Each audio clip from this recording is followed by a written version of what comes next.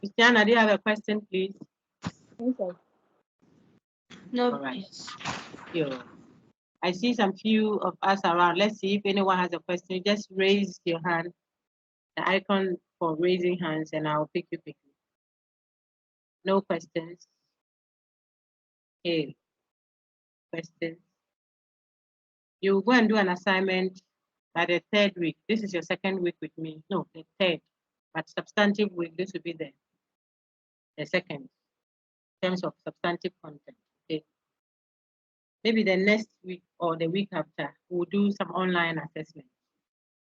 I'll come, I'll give the work, then you take your notepad or whatever you are able to use, answer the questions, and then you send them to me by email. We'll work at it nicely. Okay? No problem. I even post on our official platform that we created. But let's take it one at a time. So unit one, content, I think you are well versed in it. You can tell us, the types of linguistic expressions, why critical thinking. You can explain, the logical versus the empirical uh, um, statements, logical truth versus empirical truth. You are able to tell why critical thinking is valuable, its topic neutrality, concepts like that we engage as introductory topic one. To what extent is critical thinking able to make you an effective speaker? What about it so far, at least from what we've discussed so far, helps you to be an effective speaker? If you know that expressions could have implicit and explicit meanings, then it helps you to be as clear as you can when you are speaking, because you already anticipate that those hearing you could be hearing what you are saying in different ways. I mean, when we advance to the third topic, you see ambiguity, equivocation, vagueness. These are all errors that we want to avoid when we are speaking. And then we will start with the reasoning proper, where we will do analysis of language and look at the reasoning patterns. Are we agreeing validly, invalidly? Is our argument sound? Is it cogent?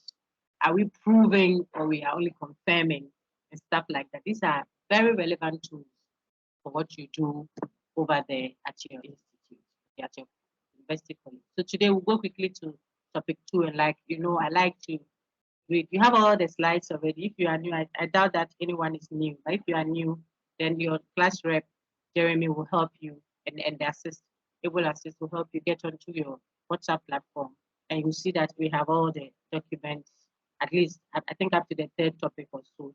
The PDFs, I've given them to you, the slides, and then the recorded session for our previous lecture. That's the advantage though people have for online, apart from having to sit in the comfort of your room or somewhere to engage content, which is a bit more relaxed. It's very effective. You have the recorded session to always play back or return to if you need some clarifications on subject matter. And it also helps you keep records of your own progress. Okay. So you have that link also there. And and I hope that we are able to have an effective session. That's how we conduct this one on main campus anyway. Right. So topic two is what you see on your screen, some preliminary comments, then some of you can start. Whenever we define a word, remember, defining means making an unknown word meaningful. Okay. When you are defining it, means you are giving meaning to the word for others who don't know it to know. There are several ways of giving meaning. So let me go quickly to the types. I'll come back to the connotation and denotation. On my screen now, you would see that if we don't know a word, we could direct you to look up the word in the dictionary, the lexicon. I'm looking at types of definitions now, ways of making meaning. That's what it means when we say types of definitions. We're talking about the different ways of what? Making meaning to an audience. You can make an unknown word meaningful, but by pointing the audience to what? A lexicon, a dictionary. That's what we call a lexical definition. So the lexical definition of water can be what? An odorless, colorless substance that forms the blah, blah, look into the dictionary. You see how water has been defined there. It's a lexical definition. But if I don't want to use the dictionary to give you meaning of what water is, I could point to, as the second one, look on my screen, please. I could point to the water in the bottle over there and say, that is water. To make it meaningful to someone, I could point to.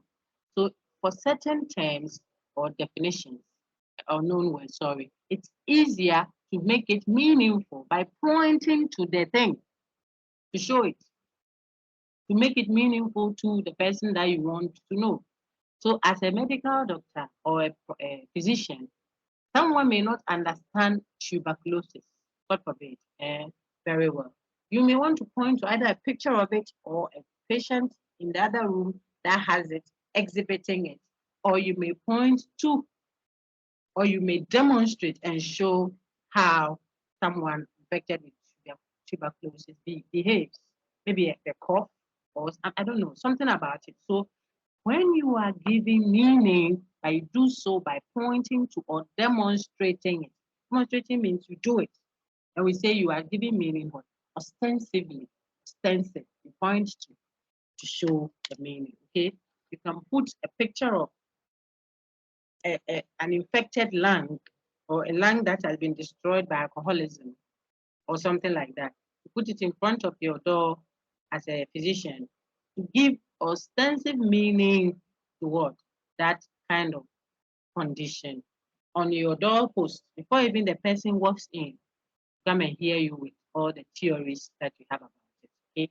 Sometimes it is more meaningful the person when they see it or when they see you do it than when you talk plenty. Operational definition is also another way of making meaning. How do you do it? By giving the steps, the operation that will lead to that unknown word. So I don't have an understanding of a certain term. Remember, definition simply means we don't know a certain word. We use what we know to help us get to what we don't know. We need to. So if I'm defining, it simply means I am using what my audience already know to help them get to the unknown word. The unknown word is what we learned last week, and it's still on your slides there, is the definiendum. And then the part that you know is the definiers. So if I said a bachelor is an unmarried adult male last week, remember, then it will mean that I'm saying if you don't know a bachelor, look at an unmarried adult male. The presumption is you know an unmarried adult male, and you use an unmarried adult male to understand bachelor, which is what you don't know. Okay. Now, back to operational definition. When I'm trying to give you the meaning of definiendum, certain definiendum, and I use the steps that you have to go through to get to it, to show you the meaning, then I'm only defining what? Operationally. So I can define ostensibly, lexically, or operationally. That's where we are now. The steps to get to that. Oh, so you don't know cataract, something on the eye. That's what obstruction is. You don't know cataract. Oh, that is the ailment you get where you do this and do that and do that. Maybe better still, let's use some more practical examples. Then you can translate that into your discipline.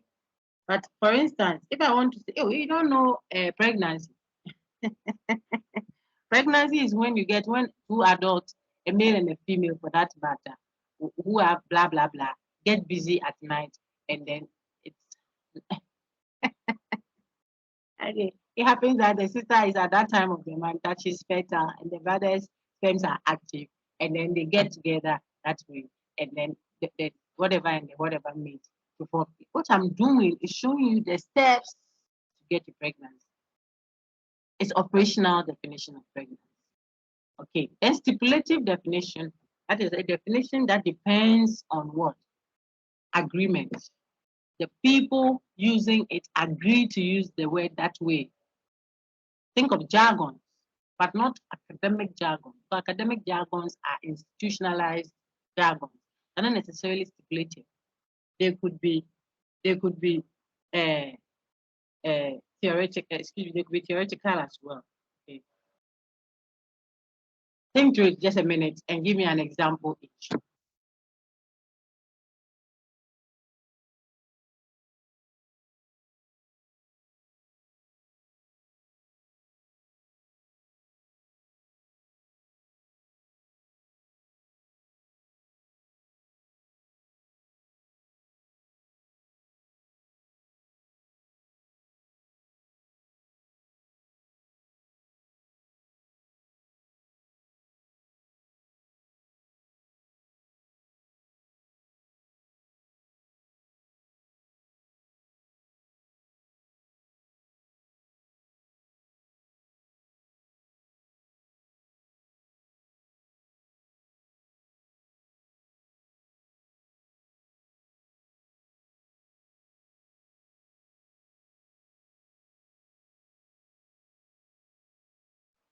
Right. So let's see if someone can have one example. I want to see.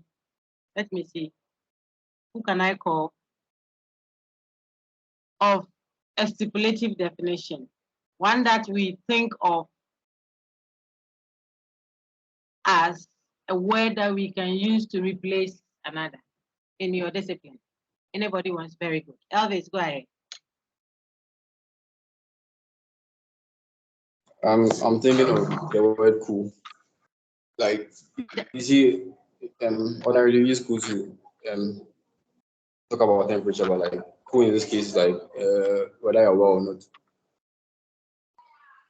Okay, I think that I have a gadget here that is a bit obstructing. Let me switch it off and listen to you properly. Everyone think around it.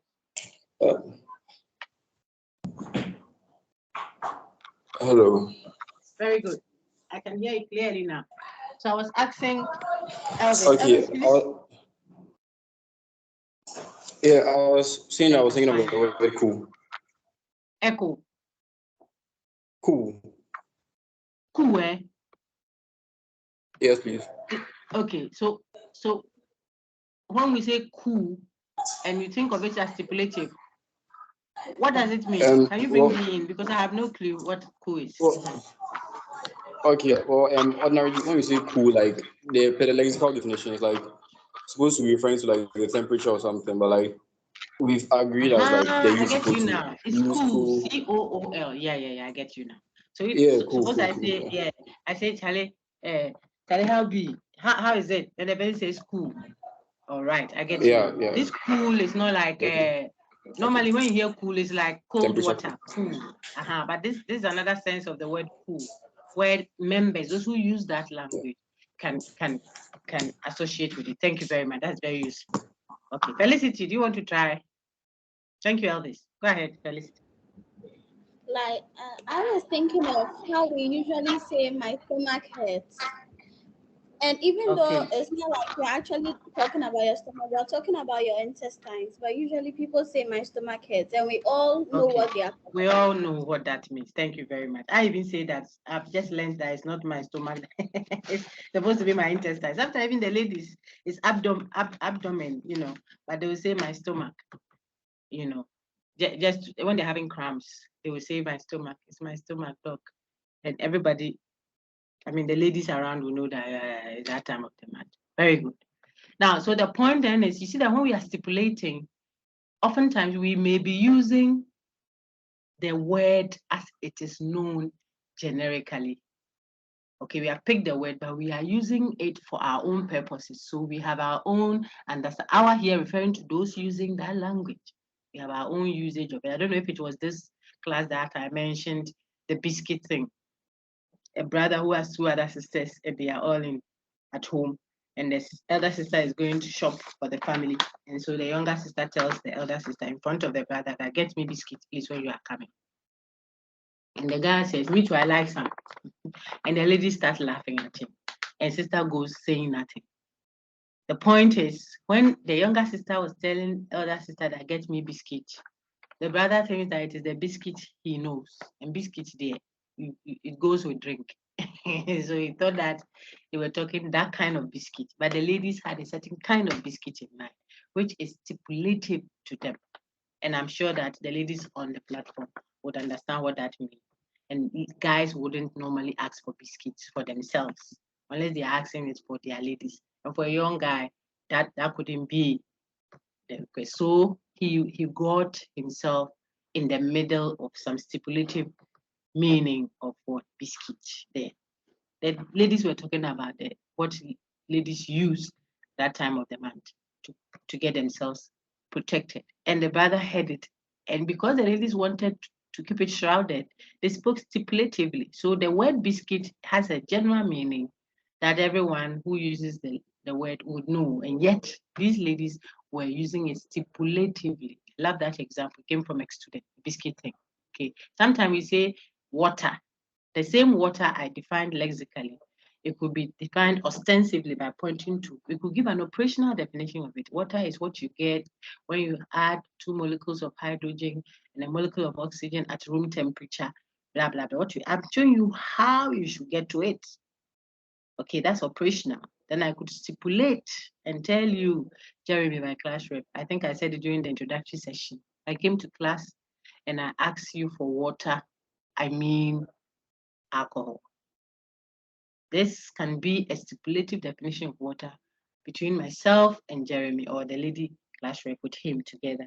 And so we'll be in class, and whilst lecture is ongoing, I'll ask for water, and Jeremy will walk out to go and get what between us we call water. But the class will think of water as a generic one. Stipulative meanings have their strength. When you want to help people grab a concept quickly, like you're an advertiser or something, you can't be all technical. You have to find something that is catchy.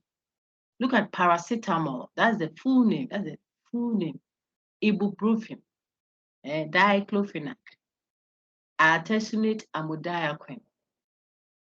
Those the other something lumifantry. You have to find a coined version of it as a critical mind to make it accessible to others. So if you say para, everybody, even those who don't have the grandpa who can say may say para, but at least it is accessible than to say paracetamol or diclofenac or ibuprofen. The person just says brufen. So it's a coined version for shared members, jargons. They have a place. So take note. Theoretical definitions is another way of giving meaning. That one is theory-based. You have to have a whole understanding of the discipline in question to be able to grab that definition. So if I defined water as H2O, now you know where we are. I'm not showing you how to get to it, where I would say take 2 hydrogens, add a molecule of oxygen and put at room temperature. That one, I'm showing you the operational definition, how to get to it. But I could give you the definition of water. And what I'm doing is what? Giving you the theory behind it, whole academic discipline behind it. Argument, for example, in logic proper. It's not exchange of words. It's not disputation or contention. No, it's a positive value. It means you present evidence to support claims that you make. You argue, means you know how to present good evidence in support of conclusions that you are drawn. But if I said it at the place that is no, I need no other argument. That is not a argument as understood by the technical mind. Okay, so the term is the same, but technically it represents something else. Inflation, for example, inflation in economics is not blowing air into your balloon.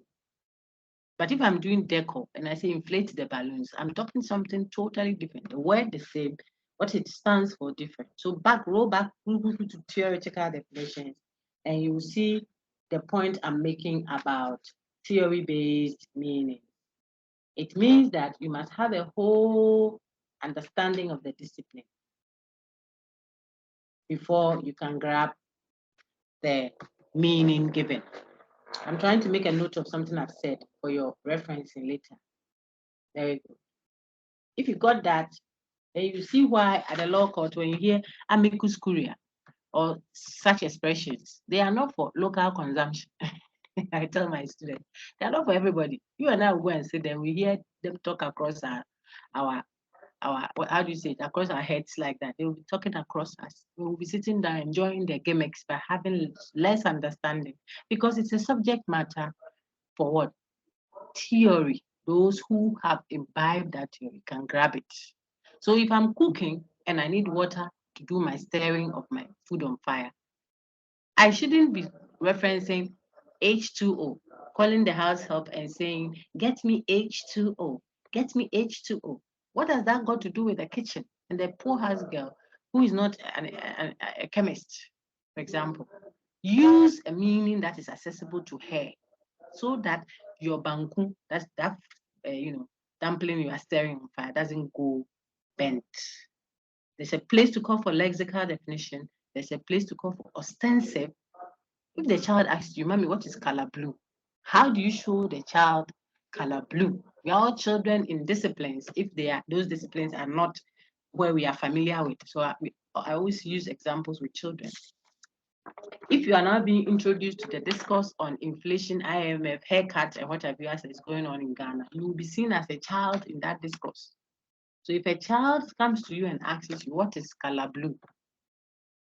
How will you define color blue to a child? Let me see your understanding. Anybody wants to try?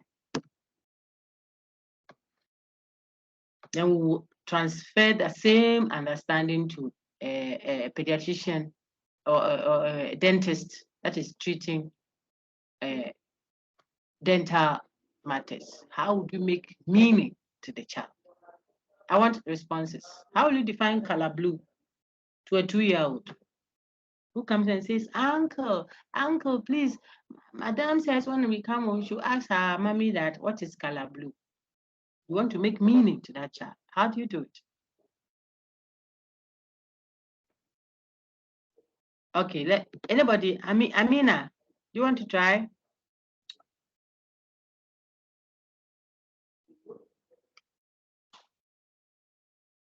Amina, are you there? Yes, please. I'm just Please go ahead. I don't really have an answer. Look, don't worry about an idea. Just look at the types of definitions we've just put on the screen and think around it. If you were to help a young child who has come to you understand what color blue is, which of them will you use? Will you refer the child to the dictionary? Will you give operational definition? What will you do? The color blue, do you mean like the actual color, or is that form of? Okay, thank you. Let's take some. Sorry, come again. I was asking for clarification. When you say the color blue, you're talking about like the sky is the color blue, that kind of. Very good. You see, you could show the child, very good, the sky, the color of the sky. If at that time the sky is blue, you could say, oh, you don't know color blue. That is color blue. So you may be pointing to the sky to show that child, because 2-year-old, you don't know what else to do to help the child see color blue or know color blue. So you will be forced to have to point to either a book that is blue on your table or a spoon that he or she uses and say, that is color blue, just to give the child a meaning to the color blue. The disadvantage though with that would be the child will think that it is only that bottle that is blue. It's only the sky that is blue. But it's a good start. Why? Because the child will be exposed to blue, and then now, as and when he builds on the levels of difficulty, he can apply the same thing to other objects, and then before long, he can even talk about versions of the blue. The thing is, the place, the kind of definition to call for at that time is ostensive definition, pointing to, because of the audience you have in mind. It's a child. That's not the time to say, color violet is the secondary color you get when you mix color blue, madam. that is a long talk thing for the child. The child will be very impressed that, hey, mommy knows so much, but the child goes knowing nothing, just impressed by how much the other person knew. Teach from the known to the unknown. Make meaning by bringing the child along from what he or she knows the definitions, and then use that to introduce him or her to the definiendo. That is what we try to do. Thank you very much, Amina. Now we want to take, how would you define or make meaning to a child if you were a dentist and wanted to show the child how to keep their teeth sparkling clean during brushing? How would you teach the child how to brush if you were a dentist? Which of the definitions on your screen would you use? And if you like, add why. Very good. Only one hand. Nobody wants to be a dentist. Okay. I'm showing you the practical application of the types of definitions that they are for your use. They're not just for you to know the types, but you are supposed to apply them. So at certain contexts, you would want to use certain type of definition. Jeremy, go ahead. Thank you, Emmanuel, Teria, and all. Jeremy, I want your response now. So, Madam, we'll use the operational definition for this one. Excellent. Now, remember that operational definition will give you the steps to follow. Do you want to augment that with some other definition? Because the steps will be for a children. If you want to brush your teeth very well, make sure you rinse it. Make sure you put a paste that has fluoride in it on your toothbrush. Brush round around your teeth. Make sure you have cleaned your molars and premolars if you have them. Now, what I'm doing is giving all the instructions. The children are sitting there looking at me and enjoying it. But do you think we can make it better, Jeremy? Or let's take I think there was Emmanuel then. A top up.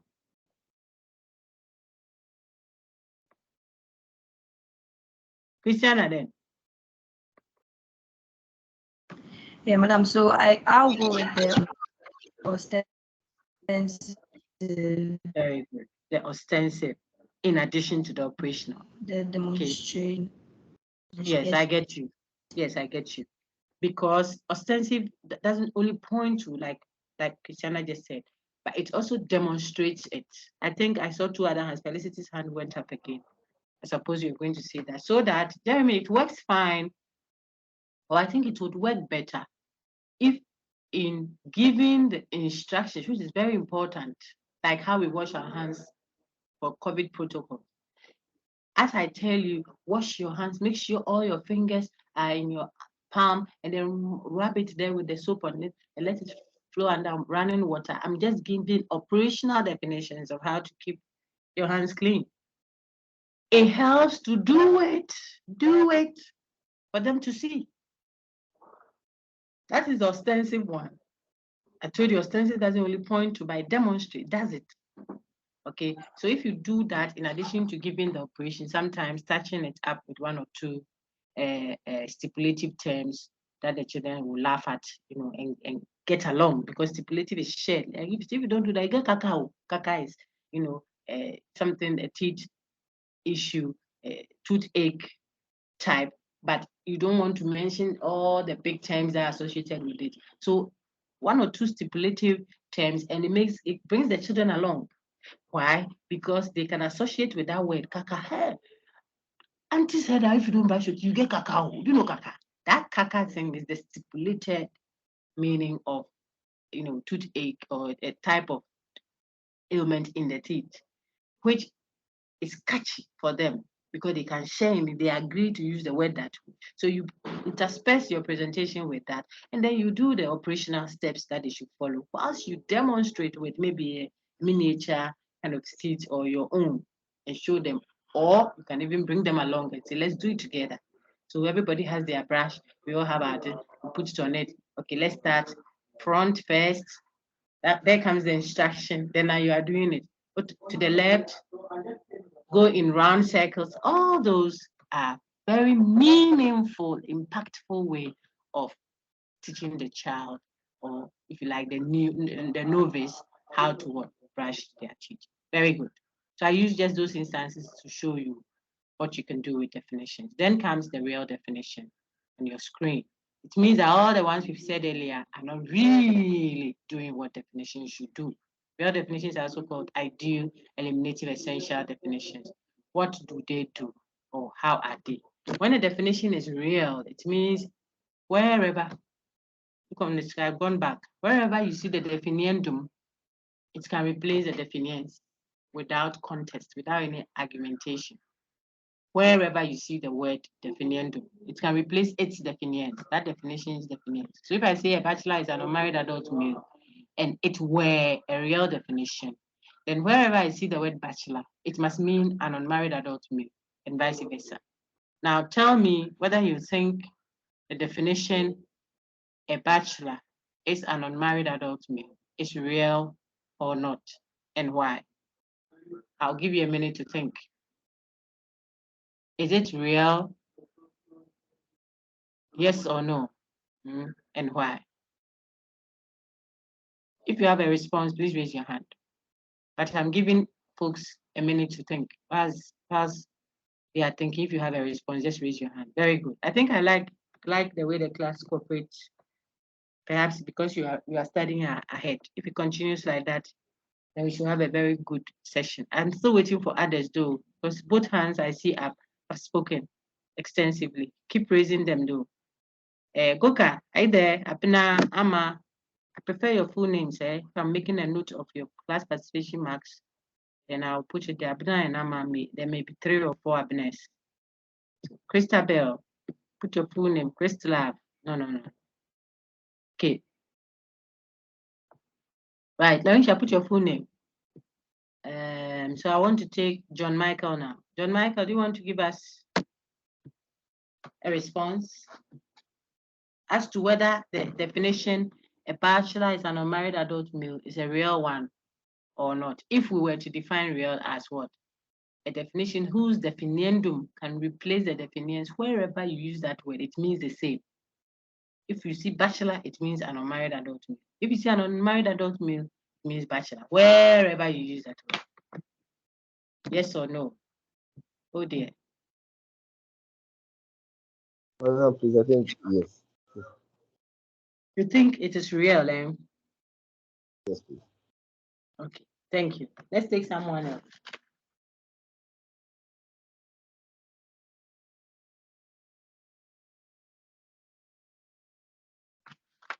Let me take Nana Kofi. Thank you.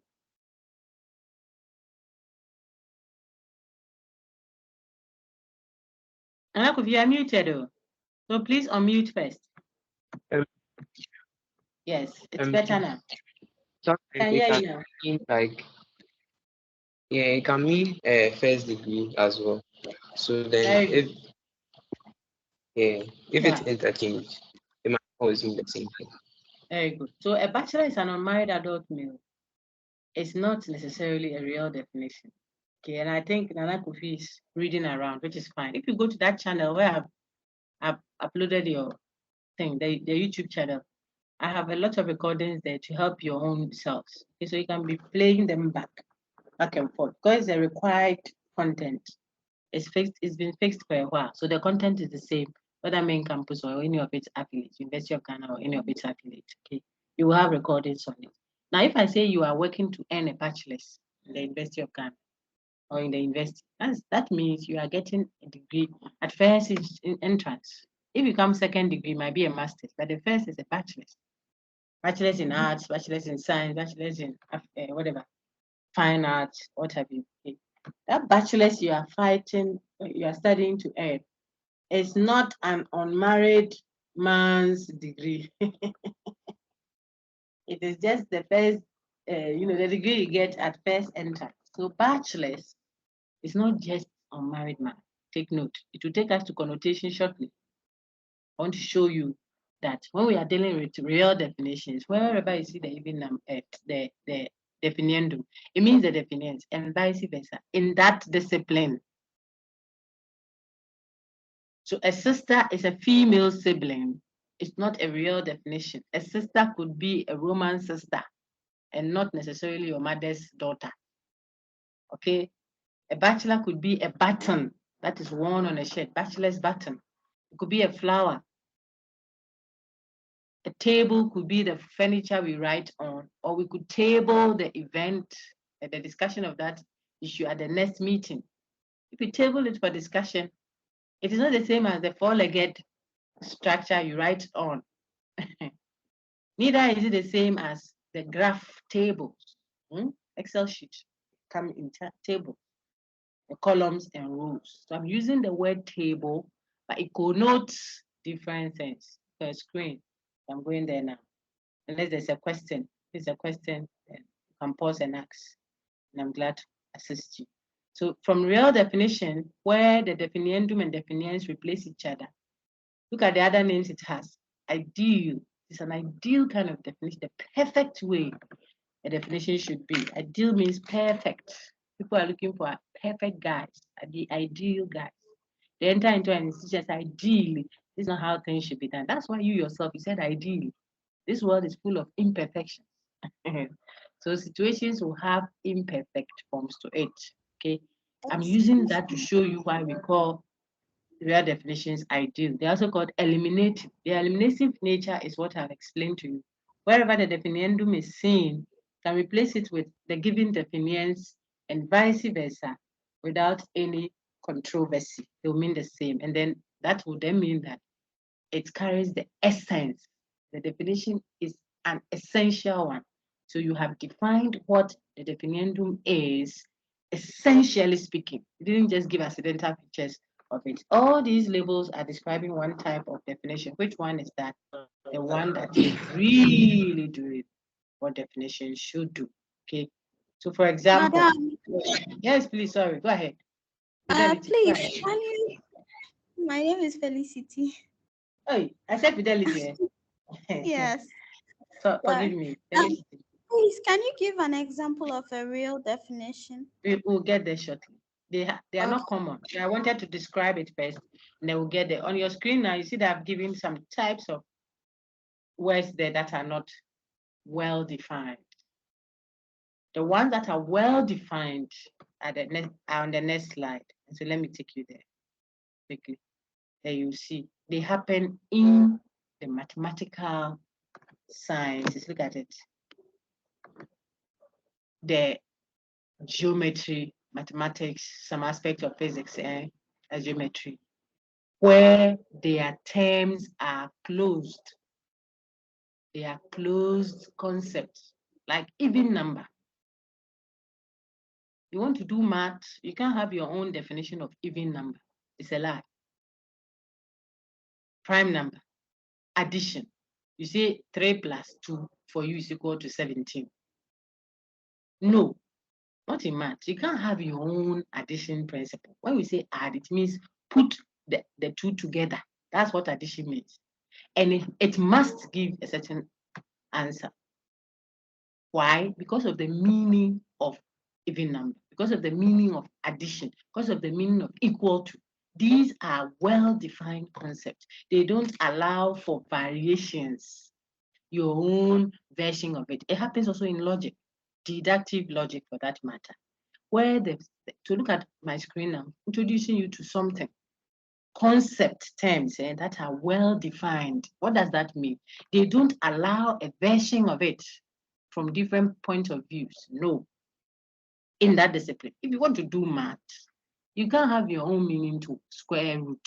If they say the square root of 625 is 25, you can't have the square root of 6. 6 doesn't have a square root because of the meaning of square root. You say, oh, but what if I decide? Well, if you want to decide, you can't do it in math. Then you can go and do another course. Why? Because of the nature of mathematics, the nature of logic, the nature of some aspects of physics. They are closed systems. So look on my screen now. They do not lend themselves to further contestation. No. That thing is not anything to be proud of about and feel bossy. No. Because you are dealing with empty content. What you are dealing with are just purely form, structure. Mathematical concepts are looking at how to add. So 2 plus 3 equals 5 just means if I went to the market and I bought 2 yards of cloth and I added 3 yards of cloth, I should come home with 5 yards of cloth. Someone else will go and buy 2 oranges, add 3 oranges to it. That should be 5. Other person will be adding 2 wives he or she has 2 wives, that should be 5. So the laws, the structure is what man is empty of content. Whatever it applies to is another, is a subject matter. But the mathematics proper is what? Form or the structure. The logic proper is just the form. If you study, then you will pass. You have studied, therefore you will pass. I'm just dealing with structure. If you are my friend, then you obey me. You are my friend, therefore you obey me. There are friends that don't obey. There are people who have studied, they are not passing the exam. But the logic of it follows the pattern. If studying, then pass. Studied has happened, then passing must follow. That's the logic of it. Actuality may be different. So these concepts that are well defined shouldn't have any pride as if they are better than another. No, I teach logic, but it is only a tool that will be applicable to subject matter proper.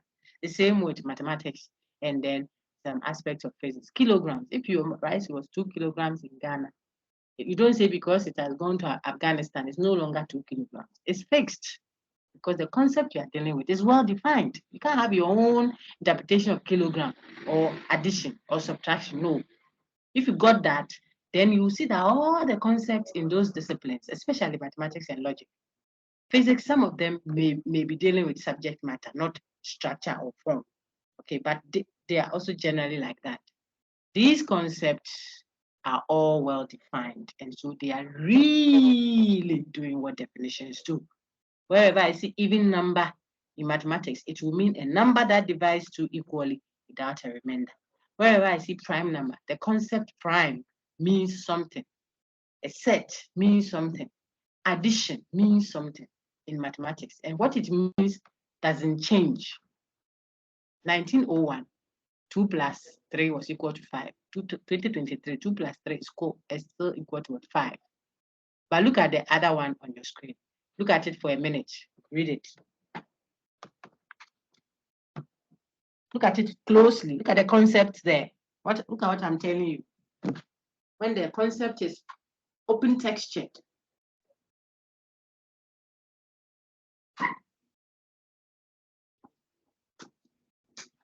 That is very well. If it is open textured, can we call it? I'm sorry, I just had to get up a little. Now, if it is open textured, can we say that concept or that term can have a real definition? No. This is where you put bachelor. This is where you put sister. This is where you put family. Look on my screen. I'm going to throw some light on this, where you put justice, fidelity, democracy. Why is it that we are at a medical school and they're bringing all this? Because you're going to deal with human beings. You don't go deciding whether the person, like I told you in class the last time, has had enough children, so you have cut off their womb. The man is not being fair to the woman. Fairness, who is determining that? It's an open class concept. The guy is an infidel. So when he came up, cut off his something so that he doesn't go impregnated. Who defines fidelity? You must know. The woman is there and says she's waiting till she has a 10th child so that she can be the boss of the wives or something. He said, really? Have you seen how your fallopian tubes are looking? Don't you think we should do this? He says, please, no. I really have to get the 10th child. I want the 10th child. If you are a critical thinker exposed to these, you will still be a very good medical doctor. Remember, trying to ensure beneficence, avoiding ensuring non-maleficence, yeah, patient autonomy, all of that, and yet able to help your patient, not to infringe on their rights, and yet not to put them in harm's way, because you're able to decipher matters that are what? Open textured matters, and those that are well defined. Your BP is at 180, 90. That is not good. It's not open to contestation. It's a well-defined issue. But whether because of that, the person should decide on cutting off her tubes or not, is not a well-defined matter. It's open to contestation. It's open to discussion. We have to discuss it because people have different ways of looking at that notion. So this is what I'm trying to show you from definitions, meanings. We go to the real definitions. And real definitions are those that have eliminative meanings, those that are ideal, those that are essential. And we said they are not common. Ideal guys are not common. Abraham, Enoch, where are they? They died years ago. They are not on earth now. So ideally, if you are looking for ideal guys, they are not common. That tells you that ideal definitions are not common, my people. They are not easily, my friend said, they are not easily findable. You don't find them all over the place like that. They are not common. And they are the ones we call well-defined. Mathematics, logic, some aspects of physics. Why? Because these disciplines are only deductive in nature. They are not inductive. We don't have subject matter. They apply to different subject matter. So it's a tool. That's why if it is the tool regulating how we are thinking, we can't have versions of them. Okay, the tool must be, there should be some stability around which all the other disciplines are what revolving. That's where I got to. Then I'm now on what open texture to show you some other concepts that lend themselves to what contestation, argumentation. Let's read. I want someone to read open texture for me, and then I'll build the discussion from there. Abena, would you want to read for me? Hello, madam.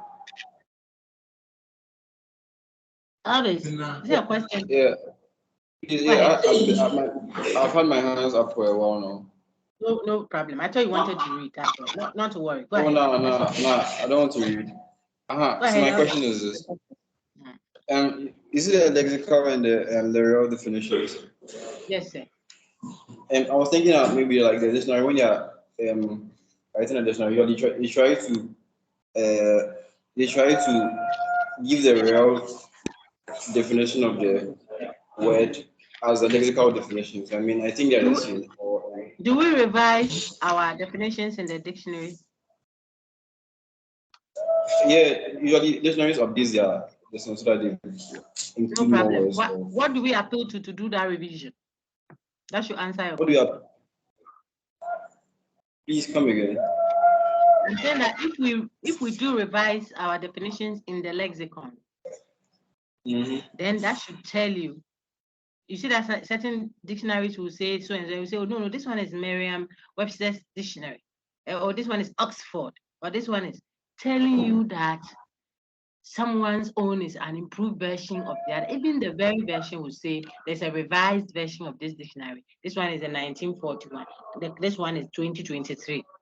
What is the point? The point is these lexicons appeal to a higher kind of meaning to revise them, telling you that it's not really, it is also working at getting to the essential meaning of the word. So they are not the same.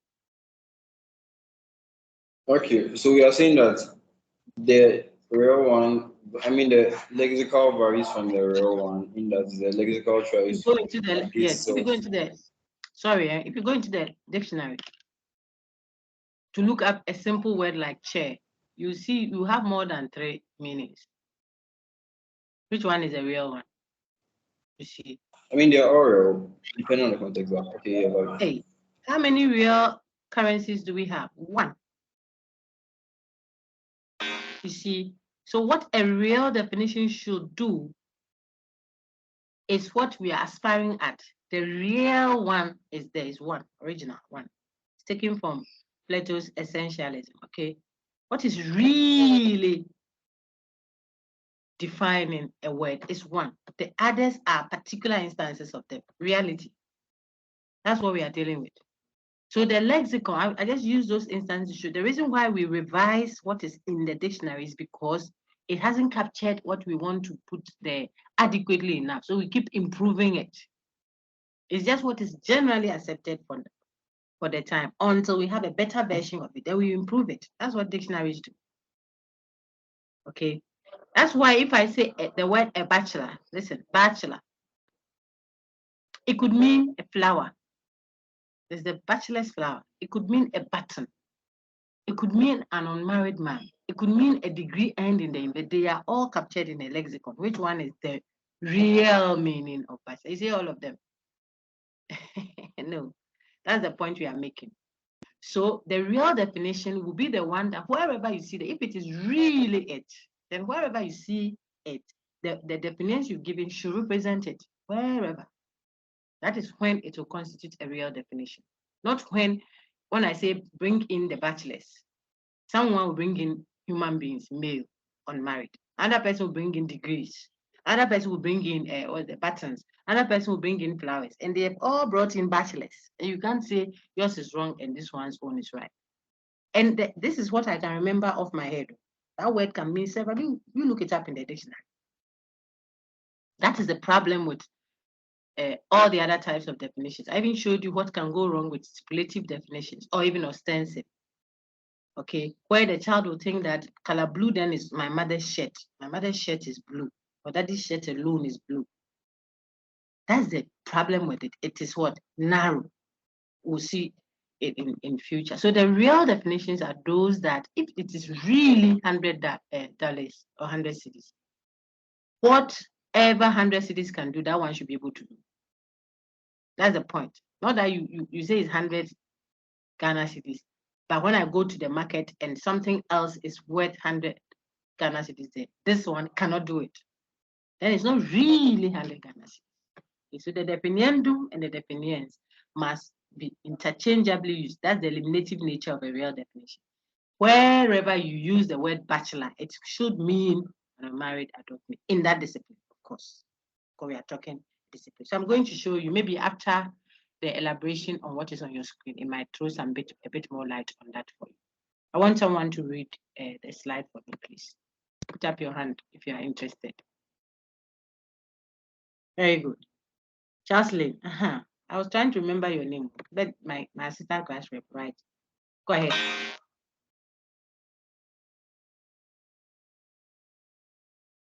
Open texted or open class concept.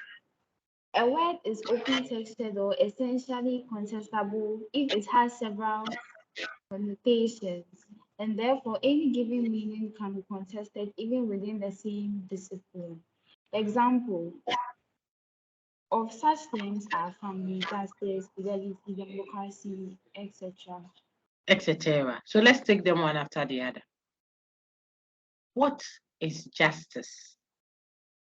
Or let me start with the less controversial one. What does it mean to be an infidel? Fidelity. Someone marries one woman and has just a girlfriend. See, I'm saying it. I said just a girlfriend. And let's use the Christian doctrine of a certain time. Would say that is infidelity for having an additional garden to your forest. But within the same quote and unquote Christian faith, another group of people from the same scripture looking into that text will tell you that it is okay, to have up to 3-4 wives. And that is not infidelity. We are talking religion. Who is right and who is wrong? I want responses. From the same Father Abraham comes two major world religions, diametrically opposed on substantive matters. I'm trying to show you that these concepts are not closed concepts where you have a fixed definition for it and you can't have different opinions or, remember, value judgment, perspectives, point of views to it. This one is faith, religion, morality, democracy, governance. Look at the system run by America and the one run by UK. They are both world democracies. One has a king, the other doesn't. Kingdom, king and queen, plus prince and princesses, trailing years, hundreds of years, I think. One cannot even dream of it. King in America, and my friends, is America is a joke, but the two are world democracy. Who is right and who is wrong when they are defining what democracy is? We're talking about a system of governance. Look at development, notion of development. Look at family. There is a friend that sticks closer than a brother. I just quoted the Bible scripture, which I know I can speak to. A friend that sticks closer than a brother. You go to church or amongst your colleagues or at the mosque, then you say brothers and sisters in the Lord. But the person you're addressing as brother and sister is your grandfather. This sense of the word family is not the same as family as biological mother's brother or mother's daughter or what have you. And it's not the same as the nation's president then in Ghana, as Professor Tamils of blessed memory would say, my brothers and sisters, addressing the nation. These are different uses of the word family. There are people whose friends are closer to them, know stuff about them. They consider them even more close to them than what you would consider as family. They consider them as family. Some people, their dogs are more family to them than the house girl. The dogs eat canned fish, canned meat, properly done. The house girl eats the leftovers from the table and runs all the errands. Look on my screen. I'm asking you a question there. Democracy, fidelity, family, justice. Something being just means treating everyone equally. Something, no, it's not about equality, it's about fairness. So the person is visually impaired and is writing the same exam with others who do not have visual impairment. And he or she has to search the braille with the fingertips to locate alphabets before he or she joins them for them to make meaning. Another just taps back and he or she can see. University of Ghana says, look, give 1.5 the time that you would give normally to regular student, to the special student. For the same exam that they are all contending for. Really? Yes. That's not equal treatment. Well, that's fair. Affirmative action is a fair system, says John Rawls, defining what is just. So at the banking hall, when you are in the queue and it is first come, first serve basis, but then there comes in, there I go again with my pregnant woman example, who is in labor and has to be rushed to the hospital. She needs some money and she walks into the banking hall. You said she's the 100th person in the queue, so she should join the queue. Really? Strong you? Yes. But I'm not the one who impregnated her. Well, in fairness, grandma has just joined the queue, wanted to come and be on the 100th in the queue. With all this, her wrinkled body that we respectfully adore, she's shaking all over the place. She just wants her pension. He said she should join the queue because equal treatment. This is an argument by another person who thinks being just is not treating people equally because people don't start at the same level naturally. So there has to be, quote and unquote, some form of discrimination, supposedly, which is what? A balanced discrimination that makes up for the difference. That's all. That's the whole thing with justice. Rawls' justice as fairness. I mean, presented crudely. We are not doing social and political philosophy. I'm just trying to show you that what is just, which all of us generally would think, equal treatment, first come, first serve, give everyone according to their due. Well, the daddies don't have to eat too much proteins now.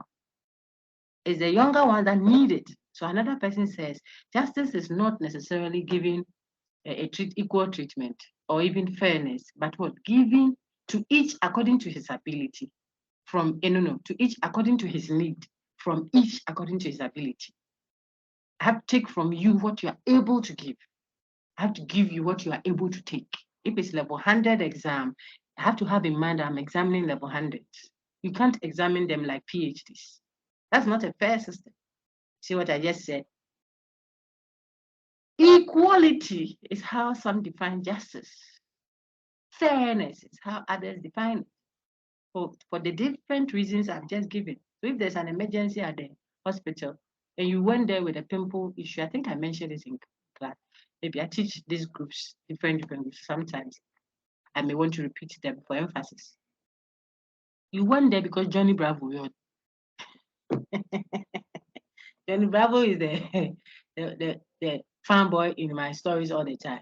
Wants the pimple off, perhaps, so that he can now love you better. So you are at the hospital to ask for help with how you get it off. That's your need, yes. So you're at the hospital. But in case there is a heart issue, an accident that has to do with the heart of someone, rushed into the hospital, everyone will leave you. Everyone will ignore you like you are not there and go attend to the other person. That's not equal treatment. But that is just according to some other person. So there's the anemic patient who is one of the children you are serving will have more of the greens, more of the ions, if you like. When others can see that the vegetables are, why is it that they are loading all the vegetables and giving to this person alone? The one that is more nourished will have more of the proteins. You see, at the table, the one who is okay will get just a little top up here and there's some egg spice or splash. But the other person that we are trying to help fill the gap that has been created will get more. To each according to his need, from each according to his ability. That's how someone defines justice. Are they right or wrong? The one who says, no, we have to treat everybody equally. Is he right or wrong? So the point you are making is when we have concepts like this, they don't come with a fixed, unchanging essence, well-defined meaning. No. They are open to contestation. That's why we say their essence, what the meaning of the word essentially is, can be contested. You can argue. You can present point of views that will make us revise and improve and then have a certain version of that term when we are using it. Some define justice as might, energy, who is strong, survival of the fittest. Something justice means defending your sovereignty. Look at what is happening in Ukraine. And I don't know where they've even gotten to because of the recent earthquake. No one is following that again. It has become an old day. But think about it. Everybody believes they are fighting for justice. Justice. The contestation there is not a matter of mathematics where you come and say 1 plus 3 must be 4. Why people argue 1 plus 3 is 4 in case that? No, it's an essentially contestable term being used there. That is why mediation must have that in mind. Ask any typical African and they'll say, my sister has come from Cameroon and she doesn't have a place to sleep. So doc, I came to ask if, and the sister, the person talking is the only child of his mother and father. Yet he says, my sister has come because of the connotation of the word family. One person is graduating from school, the whole village, plus the paramount chief and everyone are coming to graduate them because it's their son. The paramount queens and whatever. The woman who used us at the junction in that village say, hey, our son is graduating with the first class. They are going to the airport to escort one son up the village. How many people get busy to give birth to a person? They're going to escort him to the airport because of the connotation. See, I've used the word connotation several times. I'm going to go back to that slide and show you. And as a critical mind, going to be exposed to human life like that, you need these. Understand that these terms are not fixed in their definitions, where you can have one that say it is this and can be that. So I've given you versions of what these terms and why such terms cannot have a real definition. Why? Because of the several instances I've given to you. You can't have one way of looking at them because of the nature of those terms. They can't, their definiendum and definiens cannot replace each other wherever the term is used. Back to real definition. They are not well-defined concepts. What are they? They are open class concepts. And you see therefore that such terms, have different connotations. Let me pause and take questions from the class, if there are any.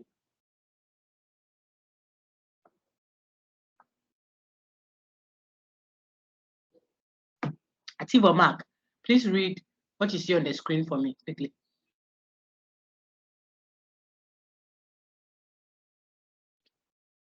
Is Mark there? Go Yes, ahead, madam. Excellent. Go ahead.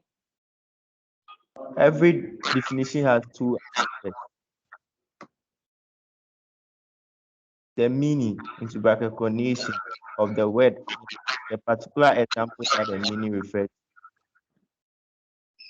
Okay, so the two words, thank you, sir. The two words there are connotation, connote, and denotation. What the word connotes and what it denotes. Whenever you have a word, it connotes and denotes. These are aspects of a definition. Remember, it's not the same as the types of definitions, which we saw earlier. I went ahead to go and show you the types. That's how I teach. Gave you the raw material. This is it. Look on my screen now. Types of definitions. Theoretical, lexical, ostensive, speculative, etc. They are types. Then we know the parts of a definition. The definiendum and the definiens. You saw that also.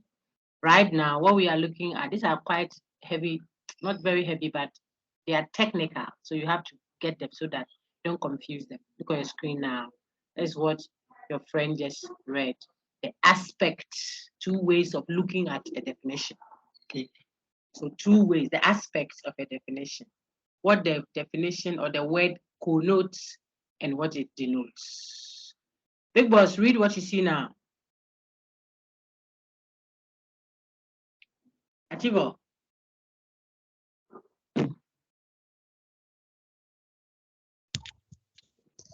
Look at the different connotation of the words of the word chair. Chair is a furniture we sit on. Chair is the head of an institution. Chair is the person who steers the affairs of a meeting. Very good. Continue. Note, the given connotation then will determine the specific connotation. Into bracket, particular instance, or examples referred to in each sentence above. Well done. Thank you very much. Now, Antoinette, be on standby. You read the next thing for me. But that should tell you that when you hear a word, I've gone ahead of myself with all those ones. Right now, I'm connecting them for you to see what we've done so far. When you hear a word, bachelor, chair, table, sister, family, development, justice, democracy, those terms, religion, all these terms can have more than one meaning. The word is the same, but it can mean several different things. The different meanings a word can have, that a word's meaning is what we call the connotation, what it connotes, what it means, the criteria, the definition, the definitions proper is what the word means. Okay, so when we see the connotation of the word, is the meaning you can give to that word. And I just told you that one word could have more than one meaning, like the example Ativo just read. So on your screen, you see chair, chair, chair, but in every instance of it, it means something else, which are not the same. Watch. When I say chair, bring in the chairs. I could be telling you to bring the physical furniture we sit on into the room. I could also be telling you to bring in the heads of institutions. There will be human beings who we are going to interview. Bring in the chairs. Let's see if Ghana is doing fine. The chair of Electoral Commission, the chair of Council of State, the chair of this. There will be human beings, not physical substances or physical objects we sit on, people. But the word will be chair. And then we can ask for chair, and here again, there will be people that steered the affairs of a meeting, not necessarily heading it, but the chair of a wedding reception. 2 hours is done. That is not an institution like Electoral Commission or chair of ECOWAS. Ghana's president is the chair of ECOWAS or something like. No, you see, so different uses, different meanings. The word is the same. What it means is different. Now we are saying that the various meanings a word has is what? The connotation. Every word has several connotations. If you got that, then we just said, look, based on which connotation of that word you are using what it denotes will also change. What it specifically represents, the particular examples of that definition would also change. So if I meant chair as a furniture we sit on, which is one of the connotations of the word chair, then I can point to the physical chair you are sitting on as one of its denotation. What I'm sitting on will be a denotation of that. Denotations then refer to what the particular examples referenced. Suppose I defined even number as any number that divides 2 equally without a remainder. Can you tell me what the denotations would be? I want chorus answers.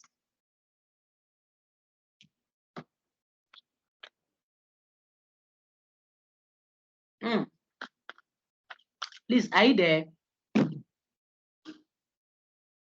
I say, if I define even number as any number that divides 2 equally without a remainder. Now, based on this connotation, give me denotations that can be captured by this connotation. That's what I've asked, please. I want chorus answers, so just unmute. I'm watching whether you are there. That's what I'm doing. In checking. Hello, please, I'm there. That's what I'm doing. One. Very good. I'm listening. Some microphones haven't gone off. I want hello, madam. mic unmuted. Tell me 2. Yes.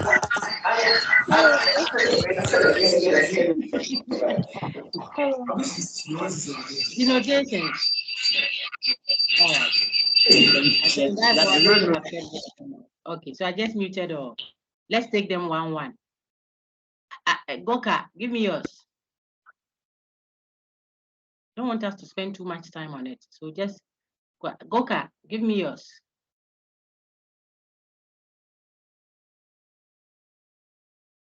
So Goka is absent. Should I write absent for you? Okay. Can you please repeat the question? Like I'm not repeating it, unfortunately. It means you're not following. Abna. No, I'm not following. Okay, bye. Abna. 4. Very good. 4. I mean, are you there? Give me 1.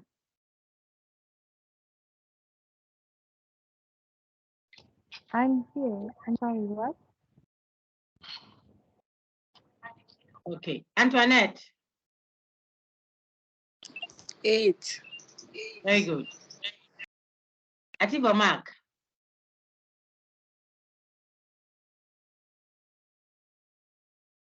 Ativo, should I mark you absent? No, madam. I'm waiting, sir. What's the question? Okay, madam. Christiana. Ayani Christiana. 12. Very good. Catherine Siedu. 20. Very good. Charles Lane.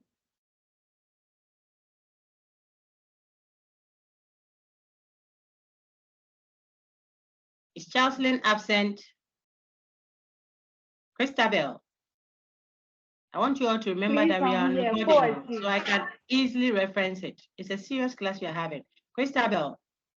So all those who didn't get it correct, you know what that means. 40. Christabel. Quiet. Please, Very good. 40. Thank you. Chrislab Boateng, and we end with that.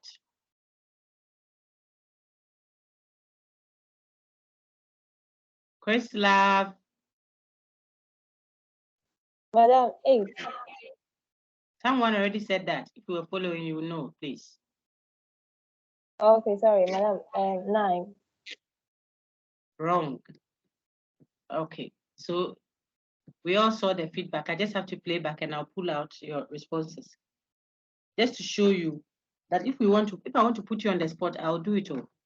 I can get you just like that. You have to set up and engage the content fully. It just has to be in the comfort of your space, whichever space you find comfortable. It's a serious full-fledged class, okay? The question I asked was, if I defined the word even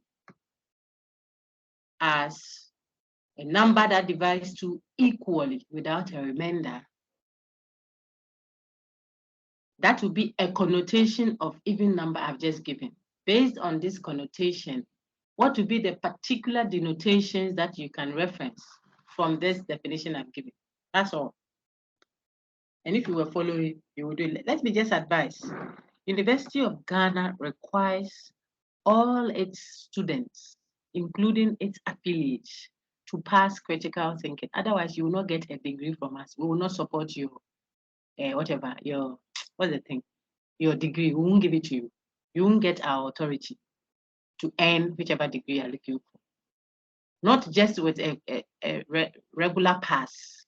You have to pass with at least a D. That's the least you should get, D for Daniel. Okay, so you have to understand what you are engaging. It is a University of Ghana required course. It's a course that you are required to do. If you don't do it and pass well, you cannot graduate, whether a regular University of Ghana student or affiliate. So we want you to be minded so that I have a good posturing for the course.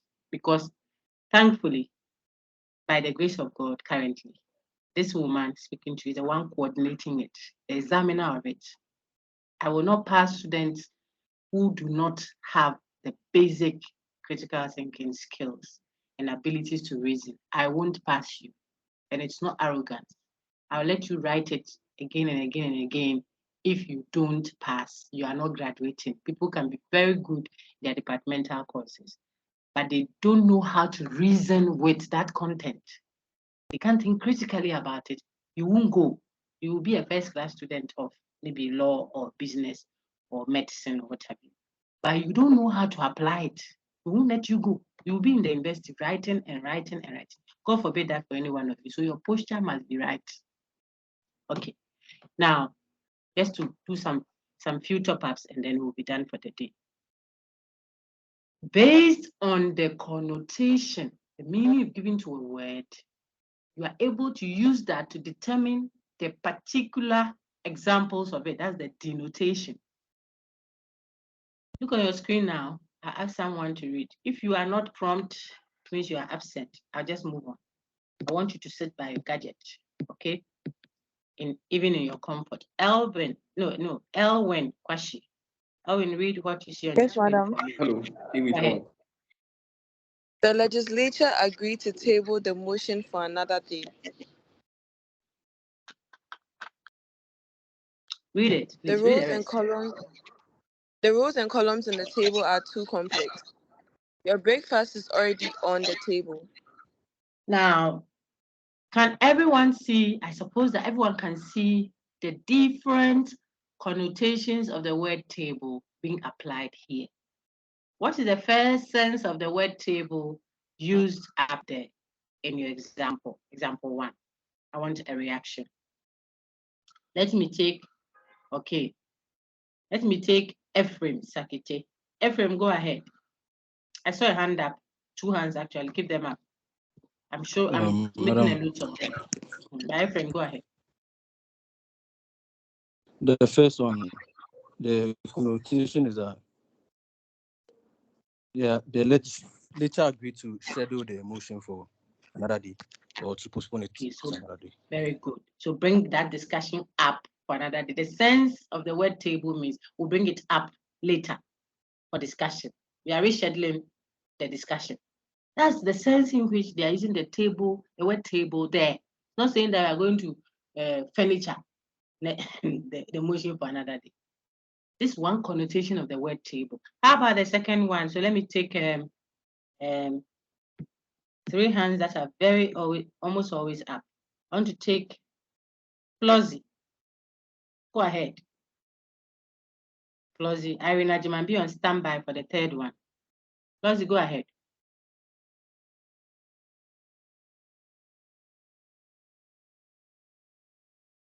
The second one on the screen, could you explain how you understand the use of the word table there? Which sense of the word table? Because we are trying to show that the first sense of it is not the same as the second sense of it. Okay, these are different connotations, different ways of thinking of the word table, different meanings associated with the word table. That's what we are trying to establish here. Okay. So the rows and columns in the table are too complex. Rosie, are you there? Okay, so Flossie is absent. Let me take Irene now. The rows and columns in the table are describing a table, like maybe a table you've drawn. Very good. So something like a graph, an Excel sheet, what have you. As soon as you talk about drawing, it's fair. It's fair enough because you are not talking furniture. You are not talking bringing up for discussion. So that is the use of the word table there. Rows and columns of a table. This is not a table that we put stuff on, physical furniture. No. But it is still the word table. So that's another connotation of the word table. The very third one, which I think is the obvious one that we are all familiar with, is what table as a physical object we put stuff on. Now, if you got the fact that we can use one word, but it will have different meaning, then let us show you an equivocation that can occur. This example doesn't come out very strongly for me, but I'll see if we can have another one. An equivocation that could occur. Equivocation is not positive. Okay, it's negative. Negative here means it's not something to be proud of. Okay, you ask someone, I'm looking for a responsible person for this job. The person says, I think I'm the one, because in my previous job, whenever something got missing, I was responsible for it. I don't know if you get what has happened. Equivocation, I'm showing you how to detect equivocation. Equivocation means you are using the different meanings of one word in the same context, as if they mean the same, without, look at it, I've enlarged, without notice to the audience. We will accuse you of being equivocal. What is that? Example. We are looking for people who are responsible to take up our appointment in our company. So this is an advertise. The company is advertising space vacancy. Who are they looking for? They are looking for a responsible receptionist, someone who will be responsible, a receptionist. The sister then comes for the interview. And we say, are you sure you are responsible? Because this job is for responsible people. She says, well, I think that if you're looking for responsible, then I'm the one you are looking for, because my previous job, whenever something got missing, they said I was responsible. Now, what do you see to be an issue there? If you see it, then I'll give you the name tag, which is what equivocation. Anyone wants to comment? Felicity, go ahead. The issue is that the word responsible is used. There are two different connotations for the word responsible being used at the same time. Very good. And not just being used, my sister, but the person is making it look as if those two different meanings apply at the same time. That is the problem. So she's shifting from one of the meanings to the other in a suggestive mood, making it suggest that they are the same when they are not. Look at another example that I have on my main campus slide. I think those are more effective than the one on this slide, so I'm using them more. Look at, if I say, mad people have to be put into, that would be useful for you folks, okay? Mad people have to be put into institutions. And I intend it to be mad because I want to use the word for something. Mad people have to be put into an institution. Okay, then I say Zainab is madly in love with Abu. Therefore, I think Zainab must be put into an institution. You see the problem with that? There again, mad people must be put into prison. Hey, not prison, sorry, to an institution. Of course, because we have to take care of them. If they are mentally sick, they can hurt themselves. Someone even threw a stone at another, I'm told, around Sek, and killed the Okada driver. The Okada or, no, the other one. Okay, because the person is mentally sick. So she just reacted, picked something, boom, and then she had killed the guy. Why are you going to take her to prison? She's sick in the head, mentally sick, mad. Apologies, but I want to use the word mad so we can show the equivocation there. So if someone is mad, the person must be put into an institution. That's the first part of my argument. Then the second part continues. Look at the error I'm committing with that. See, I say, Zainab is madly in love with Abu. So I want to conclude. So is a conclusion I'm going to. So I think Zainab, just like mad people, must be put into an institution.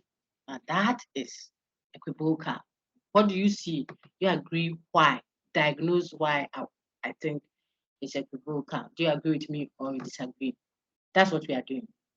Let's get someone react quickly. I saw Christabel's hand earlier. Christabel, go ahead. Very good. I see a new hand now. Samuel Soa. Christabel first, then Samuel can come in. I see Abina too now. Okay, let's take Abina. I think Christabel may want to rest. Abina, go ahead. Okay. Hello. Mm-hmm. I believe the two words have different meanings in different contexts. So being in love differs from in that being in love means we are deeply in love, but being mad is a mental condition. So kind Excellent. of interchange. Perfect. Don't bother again. You've made your point clearly enough. So that is the point of equivocation. I think those examples are a bit more explicit than the ones that we even have on the slide. So when we say we have a discussion on on connotations, it is very healthy and helpful to you in detecting equivocation. You are able to detect the use of different connotations of one word in the same context without a signal to the learners. And as a critical mind, you cannot let that go unpunished or unnoticed. It will go against you. You have to point it out. You see, when we do laws, I had one on laws. A person is saying, I don't understand why women are always complaining that they do not enjoy the same freedoms as men do. Okay, after all, Ghana is a free country and everyone can do what they like. And everyone can freely do what they like. I gave a very, expansive commentary on it when I met some of the groups this semester. You see them on the academic channel. Work around it and see what you make of it. But that is equivocal. 3 different connotations of law, freedom have been applied. I want to repeat it again. I don't understand why women are always complaining that they do not enjoy the same freedoms as men do. That's the first part. The person continues. After all, Ghana is a free country. That's the second one. And says, and everyone is allowed to do what they like freely.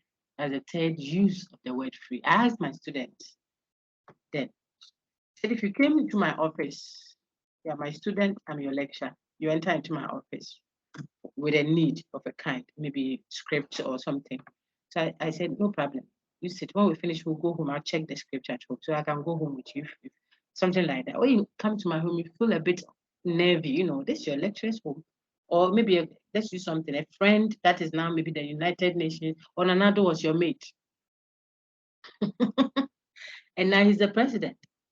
The security around him and all. But he extends a hand of fellowship, friendship. We say, yay, this gentleman was my friend. I mean, come on, come on. So you enter his office and he tells you, feel free. No way, just feel free. Look at the word he used, feel free. Because of all the, the expression, what's the expression cry? Around him. Forget about the security. There is a lot of aura and, he's now the president. So you may not want to, you may feel a bit restricted around him. So he can just make you feel at home. So feel free. This is his office, people. So when he says, oh, feel free, please get my friend. I mean, this was a very good friend of mine. Get him something to drink. Feel free. Then you start getting up and looking into the document. Is the a commander of. He opened it. Hey, so all these things, when you go for meeting, you discuss them. Wow, so this one, the IMF thing too, they came to tell you. This is a friend that has been told to feel free. He's feeling free. He's now in the president's, office there. There's some small room he has there where he can relax after intensive meetings. Then the feeling free means for this friend to enter there and be looking under the pillow and say, hey, your pillow, this one, I'm sure they imported from Dubai. Hey, you're enjoying you. My friend, when the man said feel free, I'm explaining equivocation, right? Did the man mean free as in walk around, go looking into documents that are high profile security document that his office as the president, for example, allows him to see? He meant free in a certain sense of the word free. Don't feel restricted. The same with the lectures I was giving you. So he says, oh, feel at home. Don't worry. Feel free. Then she goes upstairs to look for the script for you. By the time she comes, you are in her kitchen, looking into her soup. You have taken some of the meat and you have done a goosey stew. My Nigerian, I said, you have done a bar to face the stew. The other one is changing remote. Someone is in the bedroom saying, okay, where your husband's this thing is, they have to change, you have to put it here. Is that the kind of free the person says you feel? Yeah, that's the point I'm making. Now roll back to the discussion. It's equivocation. That's all I'm trying to make you see. Equivocation means the word free could mean several things. Ghana is a free country. Yes, perhaps we are not, under curfew. We are not afraid of some bombs coming across our heads by the grace of God, like maybe Ukraine or Russia, maybe now.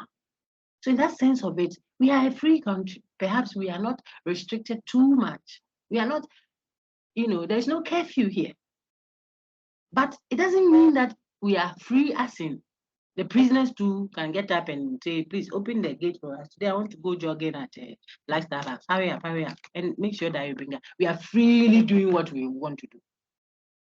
That you can get up at the exam hall as a free Ghanaian and just be walking around when it's exam time, looking around. Student, say it's a free country, please let us be.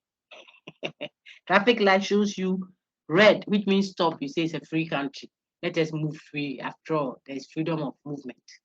Look at the way you're confusing, there we go, different connotations of the word freedom. Free SHS doesn't mean free as in free, but it is free, yet it is not free. See, different connotations. So the person who argued that way and said women are always talking, I think we can end with that one. Even if we are able to end with that, we have done more than enough. Are always complaining that they don't have freedom to be. I'll find that example for you. But I think I've stated it again. They don't understand why women are always complaining that they don't enjoy the same freedoms as men do. Do they? Is it something that should be contested? Don't go cultural. Don't go religious. Just go natural. Why should two people get busy to make a baby and one person carries it for 9 months? Why? It's not something that people, because one has a womb, the other doesn't, period. It's one that goes to that time of the month, every month, whether they like it or yes, which comes with all its mood swings, all its emotional, whatever, all the calculus and the calculations you've learned.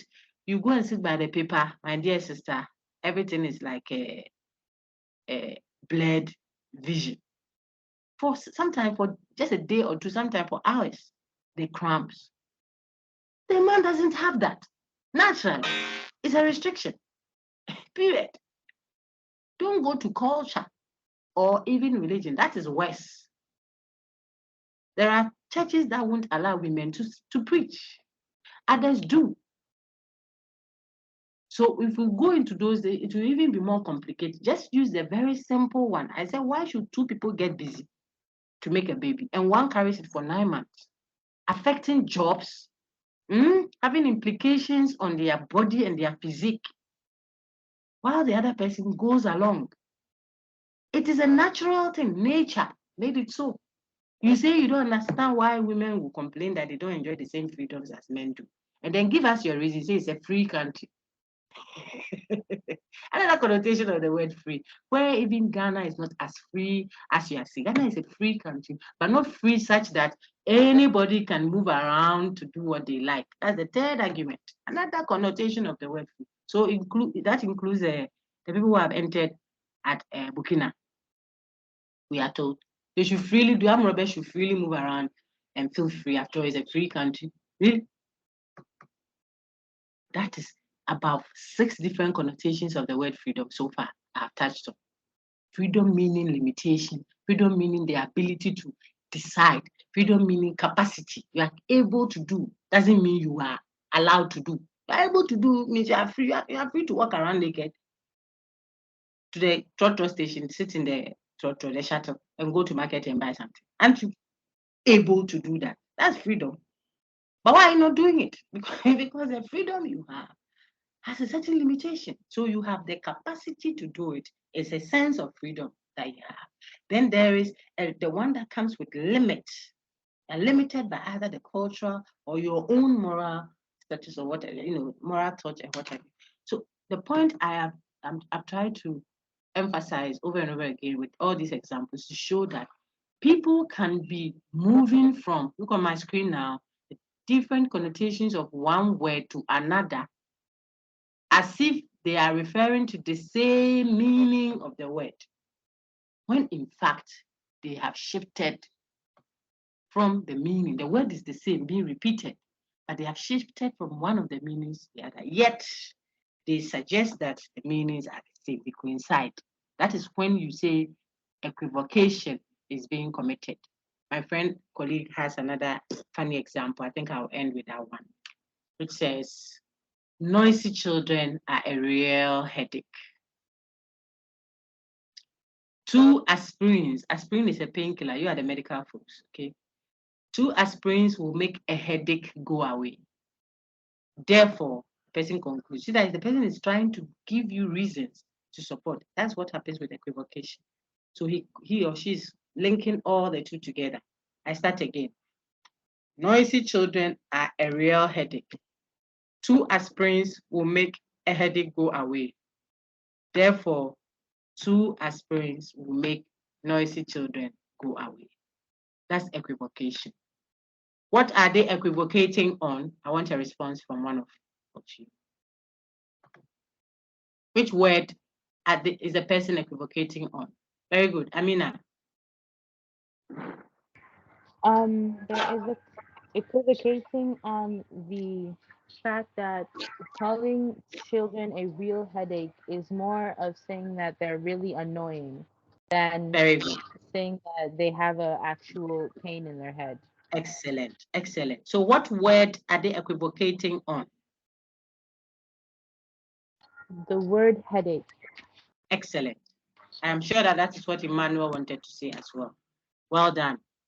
Now we have just about 5 minutes or so to end of time. I'm going to project a question on the screen. I would expect everyone to respond to it. Yes, please. And present their response. Today is Monday. I don't want to saddle you with too much. So I'll take the response before we meet next Monday so that you have enough time. Normally, I would have said by close of day tomorrow or something like that, but I think I should give you some time. So you will give me that feedback before we meet on Monday. That means between now and Sunday evening, you should be done. If you give it to me on Monday, I won't be able to grade it for you. So it is equal to you didn't do it. So let me have it, the response by Sunday evening. That way, I will get the time to look at it, grade it, possibly give you your feedback before we meet. The essence is so I can get from you whether you are following or not. Okay, if you are not following certain things, then I can work on it to help you settle in very well. Are you ready, please? Is there a question, Abina? Abina, go ahead if it's a question. I've seen Princess Alabi's hand. You are sorted there. Hello. Yeah, go ahead. Please, where should we send? What? What idiom should we If someone heard Abna, please ask what Abna asked and let me see. Where should we send it? I already said my email. I'll give it to you on the platform. And I'll show you how to. Because normally I don't take responses in my email, but this is a relatively smaller class and you are not on Sakai. So not to worry. I'll give it to you and show you what to put in the inbox. So when I see that message, I'll just pull it off and then work on it and then grade it. Okay, so I'll give you my email where you put, it has to be official. If not, I'll take it on WhatsApp, but it's something we will have to follow up on if there is any controversy. So it has to be official. So you put it in my email, which I'll share on your WhatsApp platform for you, okay? Let me show you the questions first. You do 3 questions. Okay, so I don't know which is easier for you. I'll dictate as well. I don't think we have a special student that do it.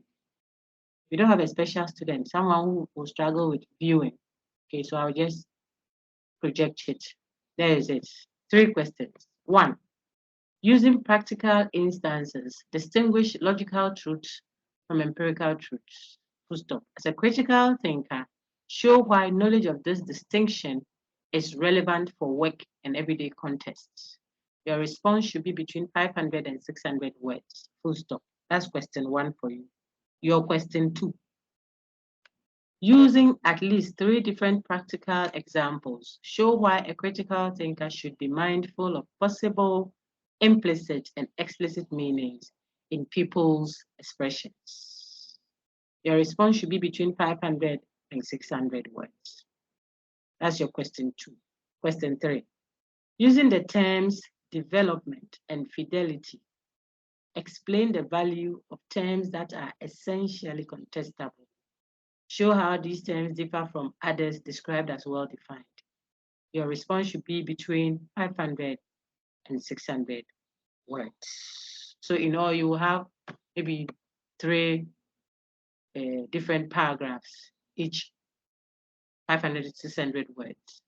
And it is not something you go and see anywhere. You want to think, reflect, and then just respond with practical illustrations, and you will do fine. Any questions? I see 3 hands up. I suspect it was to react to earlier questions that I asked. Unless they are questions, then I see Amina's hand, I see Charles Lane's hand, and Princess's hand. Any questions, please?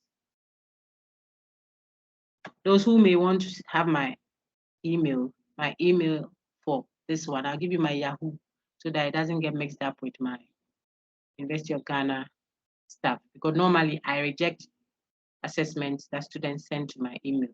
It floods the email, so I may take it off before knowing that this is biased. So on your screen, I'm typing my email, nancyomiles@yahoo.co.uk. Let me put it in blue ink. In your subject box, you will state family health. If you do that, immediately it will click before I think of deleting it, because I don't want submissions in my email. Emails don't have plagiarism checkers. They can't restrict students to the deadline, and all the issues that you can't keep consistent records. But for our class size, if I know I've given an assignment, I'll look out for it and pull them and keep records. Do independent work, because I will work your responses through the plagiarism checker. If you plagiarize, you can't continue with it. I don't like copied work. But I think you will do fine. Jeremy, are you there? Class rep. Okay, so that's my email. Yes, madam. Excellent. That's my email. Oh dear. Yeah. You put your responses there. Give yourself the whole week. Sometime, maybe Sunday evening, even if up to 12 midnight. I'm not worried at all. If it enters into Monday, I won't look at it. I won't be able to. Okay. So let's see what you make of this. Thank you very much. A wonderful week. There are no questions. Shazia, is there a question? Yes, please, madam. Go ahead. Sorry. Go ahead. As you suggested about the test week, So I the missed next portions week of what you said. there should be a test. Will there be a test? Is it online or physical? I've not mentioned the test anyway. Earlier you were saying something writing a test in the 3rd week. And then you said that we'll continue as it in the 2nd week. Okay, so what you see on your screen currently is assessment. I've given an assessment that you should focus on. Do those ones, okay? The first 3 on your screen. That should be fine. Yes, it will help you revise what we've done so far. You know, logical truth, blah blah blah, fidelity. These are all things we've looked at. And then let's see how it goes. In the 5th week or so, okay, then we will do substantive quiz. But if this is good, then I don't need to. It's called continuous assessment. I have to assess you continually as we progress. That's what I'm trying to do. Okay. All right. Thank you all very much. Princess, is yours a question? Mrs. Alabi.